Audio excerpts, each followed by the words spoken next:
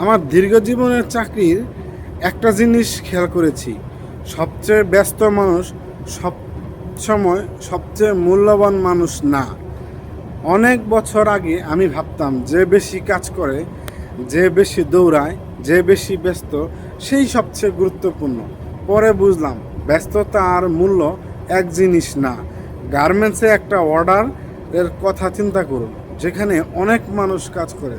কেউ সারাদিন দৌড়াচ্ছে, কেউ ফোনে ব্যস্ত, কেউ মিটিংয়ে ব্যস্ত, আবার কেউ চুপচাপ একটা ক্রিটিক্যাল প্রবলেম সলভ করছে।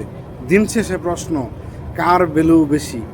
যে সবচেয়ে বেশি ব্যস্ত ছিল, নাকি যে সবচেয়ে বড় সমস্যার সমাধান করেছে? কর্পোরেট লাইফে একটা ভুল ধারণা আছে। অনেকে ভাবে আমাকে ব্যস্ত দেখাতে হবে, আসলে আপনাকে ইউজফুল হতে হবে। যারা পড়াশোনা করছেন, সারাদিন বই সামনে নিয়ে বসে থাকলে প্রোডাক্টিভ হওয়া যায় না। প্রশ্ন হলো, আজকে আপনি নতুন কি শিখলেন? যারা চাকরি খুঁজছেন, প্রতিদিন 50টা সিভি পাঠানোই সলিউশন না। প্রশ্ন হলো, আজকে কি নতুন স্কিল শিখলেন? যারা ব্যবসা করছেন, সারাদিন দোকানে বসে থাকলেই বিজনেস গ্রো করা যায় না। প্রশ্ন হলো, আজকে ব্যবসাকে উন্নত করার জন্য কি পরিবর্তন করলেন? আমি আজও একটা নিয়ম ফলো করি।